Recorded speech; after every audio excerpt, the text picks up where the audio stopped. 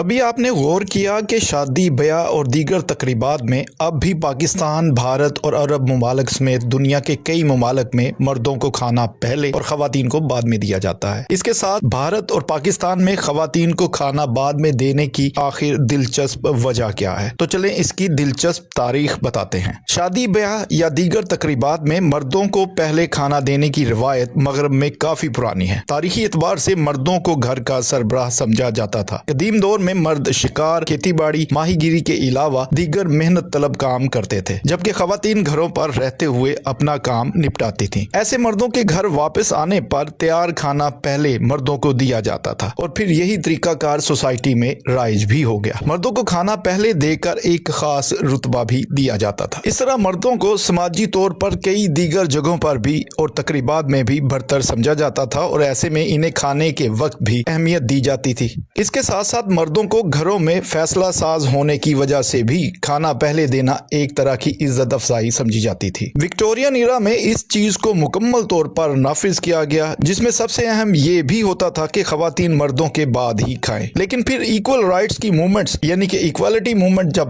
خواتین کی چلی تو مرد اور خواتین کو مغربی معاشرے میں برابر سمجھا جانے لگا۔ مغرب میں یہ روایت دم توڑتی گئی اور خواتین اور مرد دونوں کو تقریبات میں ایک ہی وقت میں کھانا دیا جانے لگا۔ یہی طریقہ کار شادیوں میں بھی لاگو ہونا شروع ہوا۔ لیکن مسلمان ممالک میں آج بھی کئی جگہوں پر تقریبات میں مردوں کو کھانا پہلے دیا جاتا ہے۔ برصغیر میں بھی یہ سلسلہ چلتا رہا ہے اور کئی جگہوں پر آج بھی دکھائی دیتا ہے۔ پاکستان، بھارت سمیت کئی علاقوں میں شادی بیاہ کی تقریبات میں خواتین کو بعد میں کھانا دینے کے بارے میں یہ بھی کہا جاتا ہے کہ خواتین کو دیے جانے والے کھانے کے دوران کھانا زیادہ ضائع ہوتا ہے۔ اس کی وجہ یہ بھی بتائی جاتی ہے کہ خواتین کے ساتھ اکثر بچے بھی ہوتے ہیں اور بچوں کے ساتھ مشغول رہنے اور ان کو زیادہ کھانا پروسنے کی وجہ سے کھانا خراب ہوتا ہے۔ اس لیے شادیوں میں پہلے مردوں کو کھانا دینے کی روایت ہے تاکہ کھانا کم نہ پڑ جائے۔ یہی وجہ ہے کہ عموماً ماضی میں بھی شادی بیاہ کی تقریبات میں اسی عنصر کو دیکھتے ہوئے خواتین کو کھانا بعد میں دیا جاتا تھا۔ تاہم جدید دور میں اب بڑے شہروں میں شادی ہاز ہونے کی وجہ سے کھانا ایک ہی وقت میں دیا جاتا ہے، مگر دیہات میں خواتین کو کھانا بعد میں دیے جانے کی کئی جگہ اب بھی روایت دیکھی جا سکتی ہے۔ قدیم رومنز خواتین کی زیادہ رسپیکٹ نہیں کرتے تھے۔